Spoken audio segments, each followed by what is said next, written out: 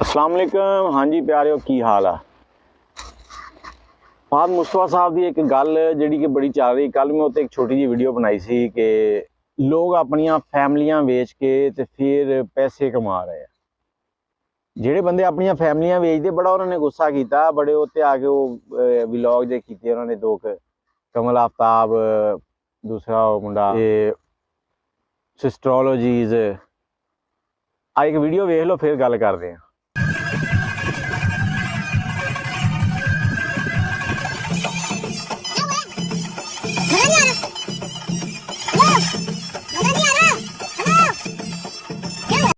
Video तुसी वेख ली आ। जुल्करनैन साहब अपनी बेगम कमल आफ्ताब नूं लैके गए आ एक जगह, बैली डांस हो रहा, दो कपड़ियां वाला डांस। मतलब उस औरत ने इहो जे कपड़े पाए आ जिहदे च अपने चैस्ट के सामने सिर्फ वो माड़ी जी जगह ढक्की हुंदी आ ते बस दूसरी जगह जी वो भी इन्नी की ढक्की हुंदी, बाकी जिहड़ा उन्होंने बन्निया हुंदा ना रुमाल जिहा, वो सिर्फ इधर उधर उड्डण नूं हुंदा। ते जुल्करनैन साहब नाल ते झूम रहे इंजन च, ते नाले अपनी बेगम नूं पुछ रहे तुम्हें मज़ा नहीं आ रहा।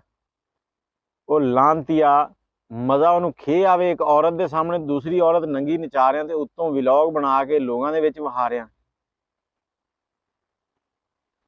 गई तो अपनी रजामंदी नाल ही आ, लेकिन उन्होंने चाहिए सी आप भी ना जाती तो तेन भी ना जान देंदी। हुण इत्थे मूँह चुक के बैठी है बेसुरा जिहा मूँह बना के। दिखाना की चाहते हैं तुसीं दुनिया नूं? गलती तो साड़ियां अपनियां। वो जी बैली डांस कर रही है वो पता नहीं किस मजबूरी तो लगी है, या वह शौक आ, या वो घर च कोई मजबूरी आ, अल्लाह पाक जानदा बेहतर। लेकिन तुसीं किस मजबूरी तो गए हो कि लोगों को विखाना कि मेरी बेगम इदां दी आ, मेरी बेगम वेख रही है, मैं उन्होंने बैली डांस विखा रहा तो मैं बगैरत हाँ। बाकी तुसीं कमेंट च अपनी राय देनी है व्यूवर्स कि ये जुल्करनैन ने ठीक किया या गलत किया, तो ये लोग अपन फैमिलियां वेच के पैसे कमा रहे हैं या नहीं कमा रहे। अल्लाह हाफिज़।